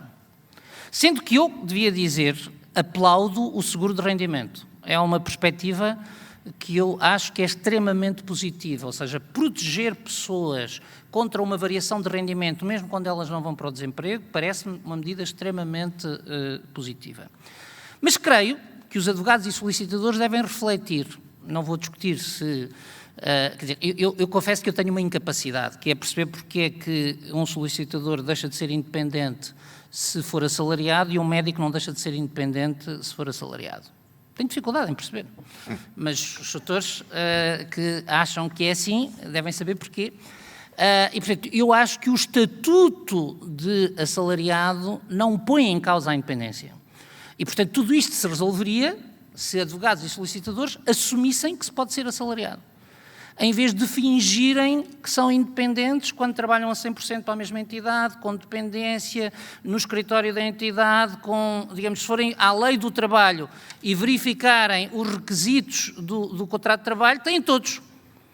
Mas depois tem uma proibição administrativa de se dizer que é assalariado. E, portanto, eu acho que isto era a essência da resolução do problema. Mas se não o quiserem resolver por essa via, graças a essa especificidade, eu julgo que para advogados e solicitadores em sociedades organizadas devia haver um pacto para que, digamos, se reconhecesse, pelo menos na proteção social, que há consequências desta dependência económica. E, portanto, não se esqueçam, e esta é uma das marcas que vos marca muito, é que, independentemente de se esse PAS ou Segurança Social, o trabalhador independente é exclusivamente responsável pelos seus descontos. O trabalhador assalariado é responsável por menos de 1/3 dos seus descontos.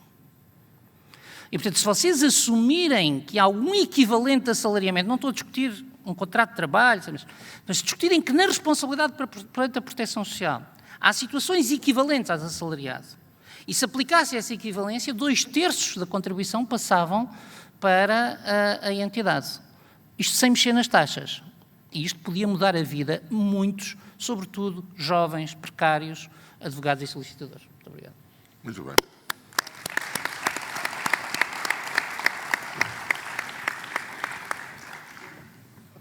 Nós vamos ter de concluir este debate.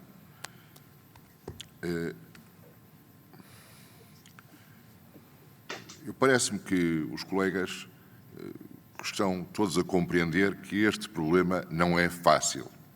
É evidente que podemos apresentar soluções imediatas para este grupo ou para aquele, mas todas as soluções estão encadeadas e a primeira conclusão que há a ter é que vai ser preciso muita habilidade negocial, muita capacidade de trabalho com o Ministério do Trabalho, da Reforma e da Segurança Social, com o Ministério da Justiça talvez menos, mas com a sua influência, com a Assembleia da República e talvez também com as finanças, ou se calhar muito com as finanças.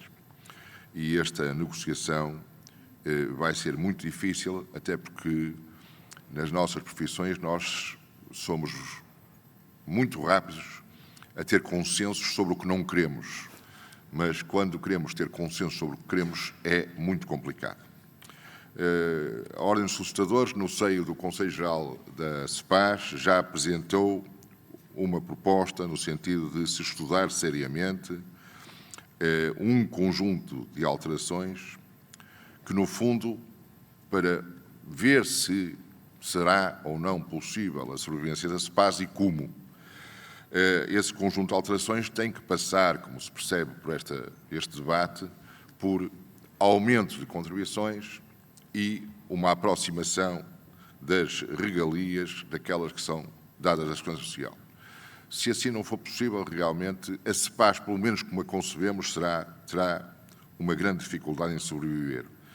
Mas quando falamos em aumento das contribuições das sociedades profissionais, e as sociedades profissionais dizem que não, quando dizemos vamos criar vinhetas e nos dizem que nem pensar, ou quando dizemos vamos alterar as contribuições e aqueles que têm rendimentos de 10 mil euros por mês não podem pagar só 250 e eles dizem não senhor, nós queremos estar assim, isto não há hipótese nenhuma de resolver o problema. O mesmo se diga quando falamos da parte das regalias.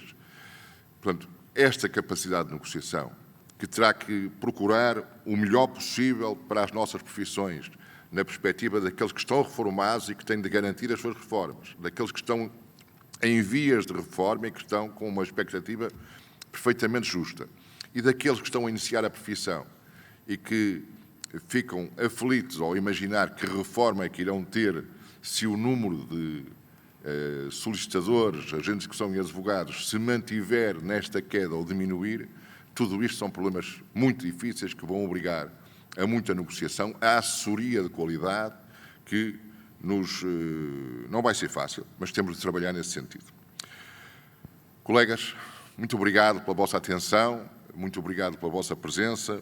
Logo vamos continuar os trabalhos, teremos muita oportunidade, novas oportunidades para falar disto. Quero agradecer de uma forma muito penhorada a Dom Luís Ortega, que veio para aqui trazer-nos a sua experiência de Espanha e, ao mesmo tempo, nos tem dado a honra de assistir aos nossos congressos nos últimos anos, e a honra e o prazer. A doutora Tânia Mota, porque também fez um trabalho notável que os colegas conseguiram perceber, de certeza, pela forma como fez a exposição. Doutor Paulo Pedroso, eu acho que aquilo que disse no início, a sua capacidade de distanciamento face à paixão, como nós vemos isto, é muito importante e fico muito grato por ter aceito vir aqui ao nosso congresso e estragar este sábado. Muito obrigado. E peço uma salva de palmas para os nossos palestrantes.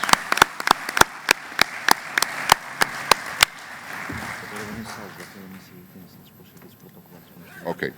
Portanto, pedi aos colegas para não saírem da sala, porque vai, portanto, haver uma apresentação sobre os serviços protocolados, que eu julgo que também é uma matéria que nos interessa a todos. Nós, entretanto, vamos deixar aqui a mesa disponível.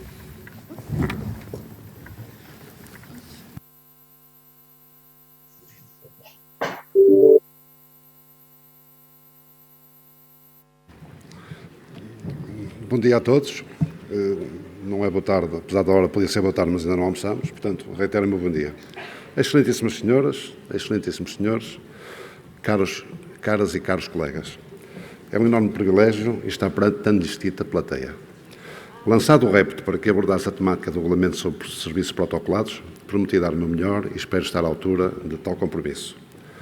De facto, em 30 de dezembro de 2020, a Assembleia Geral da nossa Ordem dos Solicitadores e dos Agentes de Execução aprovou o regulamento de serviços protocolados.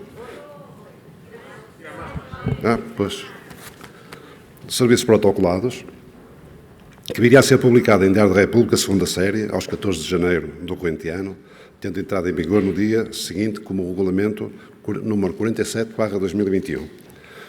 Vários são os motivos que levaram à sua elaboração e proposta, desde logo a vontade de dar continuidade à procura por diversas entidades, na qual se inclui o Estado, do labor e competência dos solicitadores e agentes de execução, enquanto parceiros estratégicos, para desenvolver projetos que visem encontrar soluções que permitam ultrapassar constrangimentos, diminuir conflitualidade, incrementar a transparência, reduzir custos e otimizar resultados, desta forma reforçando a competitividade do nosso país, de Portugal. Efetivamente, a postura da ASAI tem-se pautado, e que bem, por fazer sempre parte da solução e nunca do problema, desenvolvendo em prol comum soluções inovadoras sob o ponto de vista tecnológico, tendentes a possibilitar a prestação de serviços com elevada competência.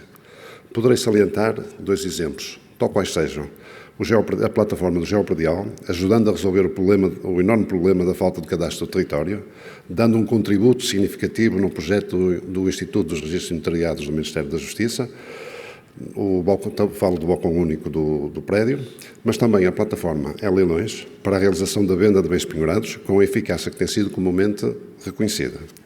Esse reconhecimento leva outras entidades públicas e privadas a optar pela ASAI e seus associados como parceiros estratégicos para construir soluções que lhes permitam ultrapassar dificuldades e lacunas funcionais, o que me apraz registar. Assim, é para regular as regras gerais que deverão obedecer a prestação de serviços por solicitadores e agentes de execução, com as entidades com as quais a ASAI vem a celebrar protocolos, que surge o regulamento número 47/2021. Exemplo dessa procura de parcerias é o protocolo assinado no dia 8 de julho nas instalações do Ministério da Justiça, entre a OSAI e a Câmara Municipal de Viana do Castelo e o Instituto dos Registros e Notariados, estabelecendo um projeto piloto no âmbito do Procedimento Integrado de Regularização de Imóveis, o PIRI, que visa a identificação e o registro do património imobiliário do Estado e dos municípios, bem como dos institutos públicos, e a que se refere o Decreto-Lei nº 51/2007, de 25 de maio. Obriga-se ao OSAI a disponibilizar uma plataforma informática, ficando a cargo dos solicitadores a recolha, análise e entrega da informação necessária para a identificação dos prédios, dos imóveis, enquanto o registro predial. Enquanto o registro competirá às conservatórias do registro predial, ficando o IRN, com o encargo de assegurar a formação dos solicitadores envolvidos neste processo. Na altura, a doutora Filomena Rosa, enquanto presidente do IRN, explicou que este protocolo abrange quer os prédios dormiços, quer os irregularmente registados. Também o Presidente da Câmara de Viana do Castelo, o Engenheiro José Maria Costa, manifestou o seu agrado pelo pioneirismo deste protocolo, no qual foi secundado pelo bastonário Dr. José Carlos Rezende. De seguida, o ilustre colega, primeiro secretário do Conselho Geral da OSAI, o Dr. Rui Simão, fez uma demonstração da plataforma informática criada e à qual voltarei. Nessa cerimónia, a Secretária de Estado da Justiça, a doutora Ana Bela Pedroso, afirmou que o protocolo assinado representa o primeiro passo para que o Estado possa conhecer efetivamente o seu património e o valor do mesmo, permitindo após esse conhecimento a sua melhor rentabilização e valorização. Vamos então à plataforma. Esta plataforma é facilmente perceptível. E nesta fase, portanto, é a entidade com quem foi feito o protocolo, nomeadamente a Câmara de Viana do Castelo, que vai introduzir todos os dados do prédio. E que concretamente tem 4 grandes fases. Realidade material, que tem a ver com, enfim, como é que o prédio é conhecido. Posso-vos dizer, por exemplo, que um dos prédios que estará em tratamento será a Academia de Música Mestre José Pedro, uma piscina municipal e sei lá, um dia deste caráter, o prédio Coutinho também vai servir para nós, porque ele nesta altura não está registrado ainda em nome da Câmara. Ali, portanto, temos então a descrição sumária do prédio e são estas identificações que são necessárias. A Câmara vai-nos dizer se conhece ou não os limites do prédio e se o tiver, terão que ser nesses formatos, ou se quer que sejamos nós a obter esses dados. E se for caso disso, portanto, é mais um trabalho também, para além deste trabalho que iremos produzir em consonância com eles, também poderíamos pôr os colegas com o geopredial a obter esta documentação. É evidente que no caso da Câmara Municipal, a maior parte deles tem já os levantamentos efetuados, não é? Relativamente aos dados depois eles têm esta possibilidade, portanto, se quer completar formulários, ou se só quer, e portanto, e leva o processo até ao fim, ou então se o processo já está lá, já está introduzido e só quer juntar mais alguns documentos que tenham sido obtidos a posteriori. E portanto, em função disto, se quer só completar formulários, depois há aqui uma série de saber os dados sobre o prédio, a natureza, se está ou não edificada, se é rústico, se são mistos, a freguesia. Tem ali todas as freguesias do país, isto depois, portanto, em função da necessidade do Conselho vai ser reduzido, portanto, ele está ainda em elaboração. O código postal é essencial, porque através do código postal também podemos ir, através do Google, ter imagens do prédio e ver se condiz com os outros dados que nos foram cedidos. A área total, se está ou não inscrito na autoridade tributária, o mesmo se passará, e pronto, e estando de dizer qual é então a freguesia, o artigo matricial e a sua natureza. Quanto ao registro predial, se está ou não descrito, e eles ali falam na questão se está inscrito na matriz, há aqui uma questão a ser corrigida em sede do próprio programa. Relativamente ao património, é obviamente que a questão aqui, o interesse municipal haverá sempre, senão não faria sentido nós estarmos com isto. Mas podemos ir, por exemplo, no caso da piscina Frederico Pinheiro, lá em Viana, é o interesse municipal, desde logo, não é? Estes são dados que nós temos relativamente. relativamente a dados que a gente tem, portanto, nomeadamente as escrituras e aquilo que a Câmara Municipal de Renac nos ceder, escrituras, qualquer outro tipo de documentos, certidões da Conservatória, cadernetas prediais, tudo aquilo que seja plantas, evidentemente, que eles tenham, juntam isso em ficheiro e depois, mais tarde, após a distribuição disto pela OSAI ao solicitador que vai tratar deste processo, isto é que ele terá acesso a toda esta situação. Portanto, há documentos que são juntos e as georreferenciações é que têm que ser então em KPLM, não é? Depois, ou finalizamos, ou então temos sempre a possibilidade também de vir atrás, se houver alguma questão a corrigir, e teremos tempo de o fazer. Se não, confirmamos e submetemos o prédio, finalizamos este prédio. O que é que se passa, portanto, entretanto? Submetido, isto é recepcionado então pela OSAI, e a OSAI vai distribuir isto pelos solicitadores que estejam inscritos na comarca de Viana, concretamente no Conselho, será distribuído por tipo roleta, não é? Cada um terá acesso a um processo. Eles serão também classificados em função da complexidade de cada um dos prédios a tratar. Isto porquê? Porque alguns são razoavelmente fáceis, outros, confesso que muitas pestanas vamos gastar para poder levar aquilo a bom termo. Submetemos isto e, portanto, depois em qualquer altura nos é permitido saber, consultar prédios que já tenham sido submetidos, novo prédio, ou o que é que foi feito já relacionado com isto, tendo sempre acesso aos dados que foram postos quer pela Câmara, quer pelo associado, pelo solicitador associado, quer também pelos gestores. A Câmara terá um gestor que no fundo faz a ligação entre a OSAI e os serviços da Câmara. Em alguns casos até são colegas nossos, solicitadores que estão lá a trabalhar. E pronto, e depois temos como vocês veem ali, será a Câmara de Viana do Castelo, temos acesso a todos os dados que foram submetidos e a todos os prédios que tenham sido já submetidos.